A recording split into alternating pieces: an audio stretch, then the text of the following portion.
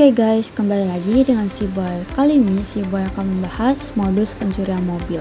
Salah satu pencurian mobil dengan modus terbaru masih marak terjadi.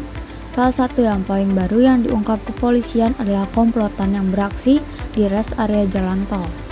Pemilik mobil bisa melakukan antisipasi biar tidak terjadi sasaran tindak kejahatan seperti ini. Ada sejumlah prosedur yang mesti dipahami pengemudi jika ingin terhindar dari aksi pencurian seperti itu.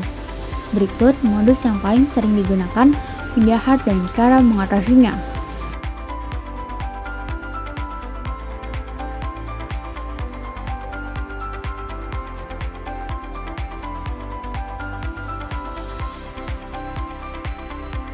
Yang pertama adalah ranjau paku. Modus kejahatan di jalan yang paling sering adalah menyebarkan ranjau paku. Utamanya pelaku mengincar korban lengah untuk kemudian melakukan aksinya. Pelaku modus ini biasa dilakukan berkelompok. Ada yang bertugas menyebarkan ranjau paku, ada juga yang bertugas mengecoh dan pura-pura menawarkan bantuan pada korban, dan ada pelaku yang menjadi eksekutor. Alat kejahatan modus ranjau ini biasanya tidak hanya paku, namun bisa terbuat dari baut atau mur berujung runcing, dari jari payung sampai pecahan kerikil tajam yang dapat merobek ban mobil. Target yang diincar pelaku biasanya barang berharga yang diletakkan di dalam kendaraan seperti laptop, tas, atau handphone yang terletak di jok mobil. Jadi bila ban mobil tiba-tiba bocor, jangan buru-buru menepi. Perhatikan dulu sekeliling, usahakan cari tempat yang ramai. Bila memungkinkan, ganti ban di SPBU atau sekalian ke bengkel ban terpercaya. Yang kedua adalah pura-pura tertabrak. Modus kejahatan di jalan yang paling sering dipakai adalah pura-pura menjadi korban tabrakan. Bahkan tidak segan pelaku menabrakkan diri ke arah mobil yang menjadi korbannya. Motifnya bisa dengan pura-pura tertabrak saat menyeberang jalan atau jatuh saat menaiki kendaraan roda 2. Tidak jarang pelaku seolah sedang berjalan di bahu jalan, namun posisinya agak ke tengah hingga mudah terserempet mobil korban. Pada modus kejahatan ini, pelaku tidak beraksi sendirian. Biasanya di sekitar lokasi sudah menunggu rekan pelaku. Waspada jika menemukan motif pelaku demikian. Umumnya modus ini akan menimpa pengemudi mobil dan juga motor yang berkendara seorang diri, pengemudi wanita, atau saat berjalan di lokasi yang cukup sepi pada malam hari. Orang yang berpura-pura tertabrak pastinya akan minta ganti rugi dengan nominal yang tidak masuk akal, yang tujuannya untuk memeras kamu sehingga korban yang sedang panik. Bahkan tidak segan disertai ancaman akan dilaporkan ke polisi. Untuk menghindari kejadian seperti ini, kamu bisa memasang dashcam atau CCTV mobil yang berguna sebagai alat rekam dan juga barang bukti. Yang ketiga adalah memberitahu kerusakan. Modus yang juga sering digunakan adalah memberitahu adanya kerusakan pada mobil korbannya. Biasanya saat korban melaju dengan kendaraan akan disusul oleh pelaku dan berteriak sambil menunjukkan bagian kendaraan korban. Setelah pelaku tidak menunjukkan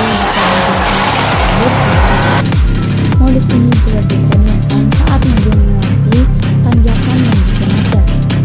Lalu ada orang yang dengan sengaja mencipratkan air sabun ke bagian rem. Rem yang panas akan mengeluarkan asap, tentunya buat pengemudi awal akan panik dan melihat rem mobilnya berasap dan langsung mematikan kendaraannya. Saat kamu turun untuk mengecek keadaan mobil, pelaku akan menghampiri untuk pura-pura ikut memeriksa dan membantu.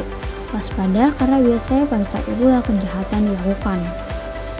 Yang keempat, pecah kaca mobil. Memecahkan kaca mobil di area parkir juga menjadi modus kejahatan yang sempat viral. Pelaku biasanya menggunakan pecahan keramik busi untuk memecahkan kaca jendela mobil. Keramik busi atau disebut insulator terbuat dari keramik aluminium. Tingkat kekerasannya melebihi kaca mobil sehingga digunakan sebagai alat kejahatan pecah kaca mobil. Modus ini cukup berbahaya karena bisa melukai orang yang berada di dalam mobil. Karena itu tetap waspada. Bila melihat ada orang dengan ancang-ancang melempar sesuatu, ada baiknya menghindar. Yang kelima, lempar telur ke kaca mobil.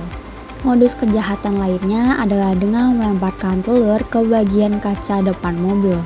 Hati-hati jika mendapat kejadian ini, pengemudi biasanya refleks menyalakan wiper untuk membersihkan kaca.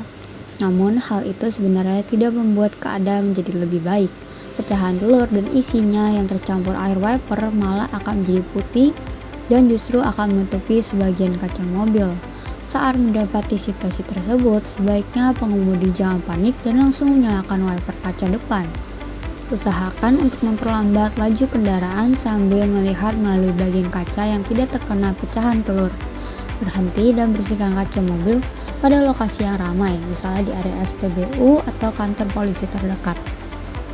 Ingat, dan dengan tetap tenang saat menghadapi situasi darurat ataupun modus kejahatan di jalan raya, kamu berpotensi tetap selamat. Sebaliknya, rasa panik membuat kamu kehilangan daya pikir nalar dan mudah mengikuti perintah pelaku kejahatan. Yang perlu ditingkatkan adalah kebiasaan untuk melakukan pengecekan ringan sebelum berkendara. Dengan begitu, kamu tidak mudah dikelabui oleh pelaku kejahatan jika mengetahui dengan jelas kondisi mobil dan memastikannya aman untuk berkendara. Ada banyak kasus orang tak bertanggung jawab memanfaatkan keawaman Anda tentang mobil untuk melakukan kejahatan. Itu dia berbagai modus mengenai pencurian mobil. Sekian dulu Boy pada hari ini.